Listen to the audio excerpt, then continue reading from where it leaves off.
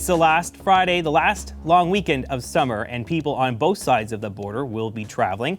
But for how many of our U.S. neighbors will be crossing into Canada? That's the question. U.S. road trips into this country are down 45% compared to 2019. And some border mayors say it's because of ArriveCAN requirements.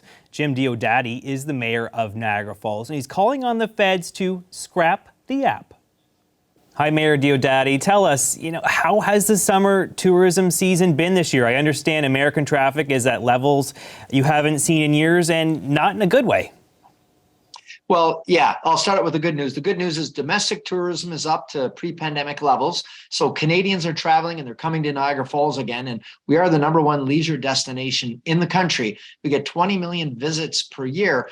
The unfortunate part, though, is the U.S. and international visitation. Typically, they make up 25% of the people and 50% of the revenue here in Niagara. And that's been below half of what it was pre-pandemic. So that is not rebounded at all. It's been very frustrating. And that's coming on after 2 years of devastation here in Niagara, where 40,000 people count on tourism to feed their families, pay the rent, pay their mortgage. They're really counting for the rebound.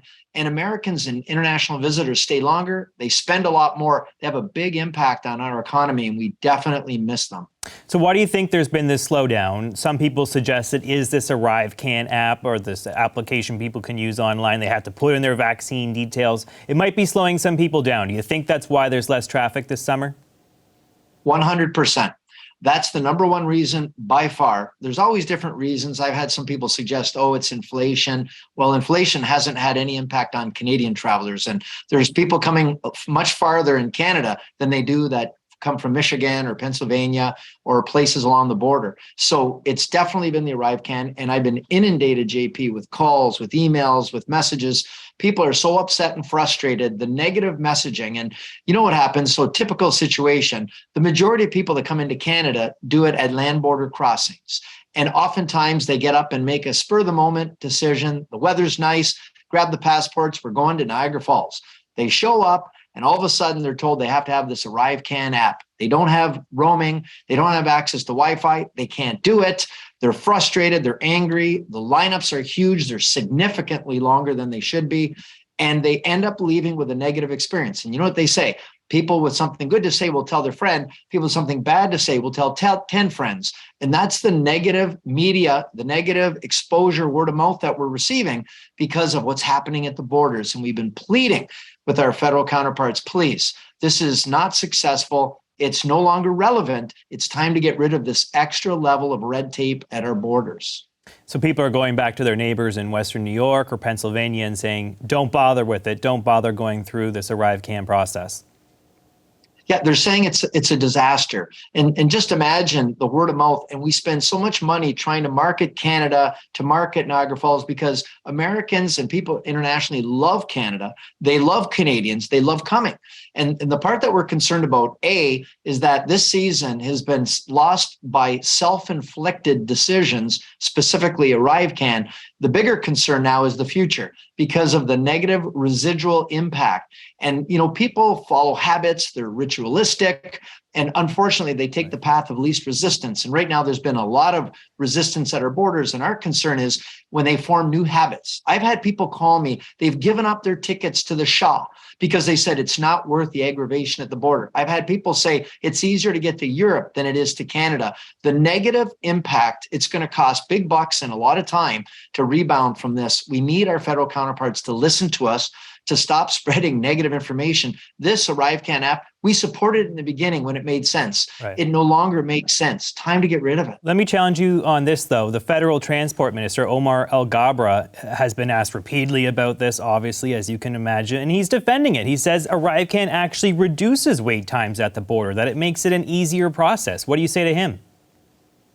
I'm going to tell you, I'm very frustrated when I hear that. That is clearly not truthful statements. All he needs to do is take the time, come to the border and try to cross it and do it the system that everyone else does it, which clearly he hasn't done. And talk to the CBSA people, our Canadian border people, who will tell you it's a disaster. And now, instead of keeping drugs and guns and criminals out of the country, they've become administrators, helping people download and fill in the app information. So it's been a big negative experience. And don't take it from me. Talk to the cross-border officials, talk to the people running the duty frees, the hospitality industry, the travel and trade industry. They're all saying the same thing. We supported it in the beginning when it made sense. It doesn't make sense. It doesn't keep us safer in any way. All it does, it chokes a $105 billion industry to Canada. You're hurting families. It's time to remove it. The government has also offered to give a reprieve to some folks too, right? So some foreigners who arrive at the land border, they can get a one-time pass to come into the country. They don't actually have to do the ArriveCAN in that instance. Do you think that's a reasonable solution? No, I don't. I'll tell you what I think is reasonable. Make it voluntary. If it's as great as they say it is, make it voluntary in the same way that Nexus is voluntary, and we will flock to get it if it's a good idea. That's how it works in the business world. You let people decide, you don't force it on them. It's not a good idea. And I think right now, I don't see anybody talking about how great it is other than the transport minister. And I'll tell you a step further, JP, Canadians are frustrated, specifically senior citizens who've been calling my office continually saying, I'm happy to show my passport. I'm happy to show my proof of vaccination. I'm offended and I feel discriminated against that I have to have a smartphone or access to a computer. I'm beyond those years. It's beyond my comprehension. And I don't mean all seniors, but I mean a lot of them, very frustrated. So they're not crossing the border. They feel trapped right now because of this requirement. And I feel for these people. They feel they've done their duty and they feel that they're being taken advantage of, used as pawns.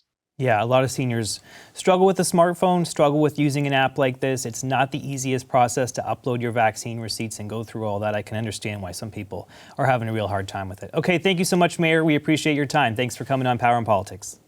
My pleasure. Thanks for having me, JP. Hi, I'm Vashi Capellos, host of Power in Politics. See more of our show by subscribing to the CBC News channel or click the link for another video.